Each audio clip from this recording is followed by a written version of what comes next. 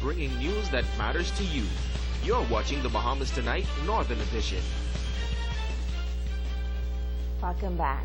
Another big day for Grand Bahama's tourism industry. After many months of planning, Grand Bahama welcomed the first in a series of flights from the U.S. market. This airlift is set to continue up until October with flights from some 8 U.S. cities. Today's flight arrived from Baltimore, Maryland. This airlift will add to the island's tourism numbers. It's a move to turn the Grand Bahamian economy around.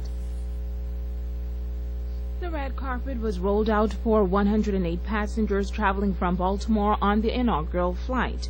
As Vacation Express and Bahamas Air partner on what is being called the continuation of revitalizing Grand Bahama's tourism market, it is the hope of tourism officials that this flight will help to propel the tourism industry. General Manager of Tourism Betty Bethel says this spells good news for Grand Bahama. In total, with the Canadian and the U.S. cities, this is an additional 100,000 plus seats to Grand Bahama, some close to 500,000 passengers, and at the end of the day, the revenue generation is at least $50 million. So this is huge for us, and this is the foundation that we will be revitalizing the destination, looking for more markets to promote Grand Bahama Island in, and it also gives us an opportunity to freshen the product and create new experiences for the guests that we will be expecting. For the next week, officials will welcome 7 more flights coming from major gateways in the New York Tri-State and Washington, D.C. area. Hundreds of passengers are expected to be on board. The Minister of Grand Bahama, Dr. Michael Darville, says many spin-off opportunities will come as a result of these weekly flights. It affects our shops. It affects everyone. So tourism is everyone's business. And as the Ministry of Tourism and the government continue to invest in programs like this one to increase the airlift to the island of Grand Bahama, we anticipate the spin-off effects and the multiply effects will be phenomenal for the residents, creating new entrepreneurial opportunities for young Grand Bahamians who express interest in tourism-related fields, as well as to extend tours into East and West Grand Bahama, so that the impact is not only felt in the Freeport area, but from west to east. Vacation Express is a U.S. partner of Sunwing and will offer bundled packages, including air, a number of hotels, and ground transportation. Gabrielle Varela, General Manager at the recently opened 4.5-star all-inclusive Memories Resort, is welcoming the partnership. It's at the beginning a great partnership because we want to try to assure the season, the summer season, with the people from the United States that this is a great market just in front of us. So we have a big challenge to recover them, and I'm sure that we have the team to do it.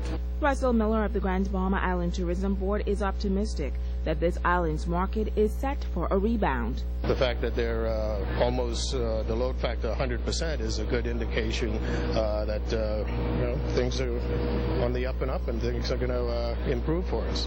A full load of passengers from New York will fly with Vacation Express come Friday morning. The remainder of the scheduled flights will take place over the next few days. Another local government practitioner expressing concern about some of the amendments to the Local Government Act. In this case, Deputy Chief Counselor for West Grand Bahama, Simon Lewis, says when it comes to the area of business license, the amendment does not go far enough. Lewis joins Chief Counselor for Freeport, Kevin Ferguson, in calling for a bit more authority to be given to local practitioners. I gather that the government was concerned about a little bit of nepotism in respect to granting of licenses in some family islands. I don't think that existed in the city of Freeport or existed on Grand Bahama as a whole. And therefore, I think we should revert back to that. If the government is not satisfied with the appointments being made by the council's office, then the government themselves can find individuals in Grand Bahama to appoint to that licensing authority board. You know, because we're going back when we should be progressing. You talk about giving people their will to do these things. I mean, what good are you? What are you saying to me that they're going to take somebody out of Nassau or somebody else who's not familiar with these communities to grant licenses? The community them still doesn't have an input in regards to that. I don't particularly like that. Well, we contacted Minister responsible V. Alfred Gray. He responded to the concerns. No, the government sought to change that part of the law. They never had that prior since 2008. That was taken from the central, from the local government by the former administration. I wondered whether they asked the Ingram administration why they took it from them. This government did not take that from them. The former administration took that from them, and we are giving them back the authority to do occasional and provisional licenses. So maybe they need to read the bill again. That's my suggestion.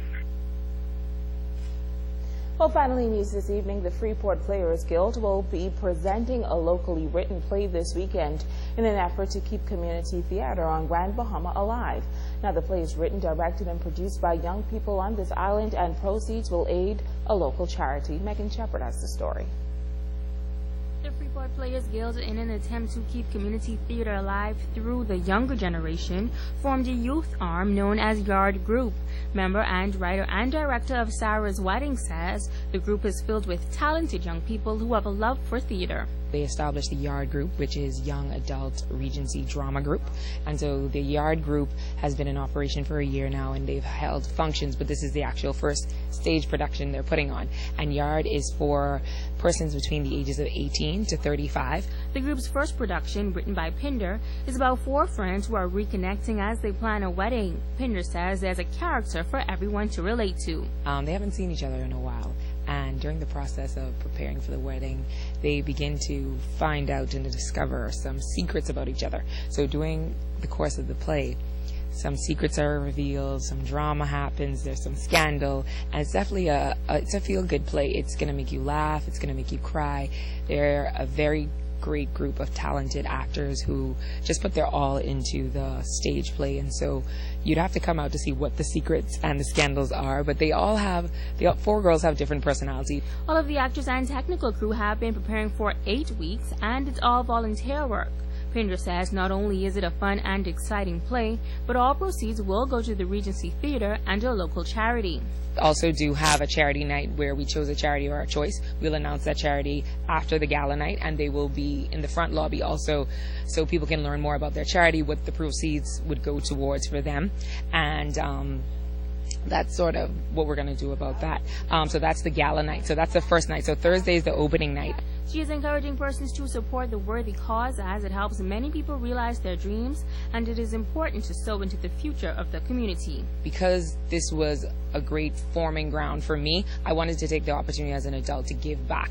As a writer, you can write things and put on your own production for profit, but there's always something special about being able to sow back into a community or that has sowed into you. And also, one of the great things about it is 3 actors from Sarah's Wedding, they're actually going off in the fall to pursue acting as a degree. And so we can see that these plays don't only provide a form of entertainment, they also provide dreams being fulfilled. Sarah's Wedding will be at the Regency Theater until Sunday, May 3rd. Megan Shepard, ZNS Network News. I tell you what, you need to talk to Mr. Dominic Nixon, okay? After this particular broadcast. Okay. That's going to do it for us here in the North. On behalf of our entire ZNS News team, I'm Ricardo. I'm going to deal with the Jigger Man. I'm Shasheena. Rolle. Stay with us. The Bahamas Tonight starts right now. I don't speak monk.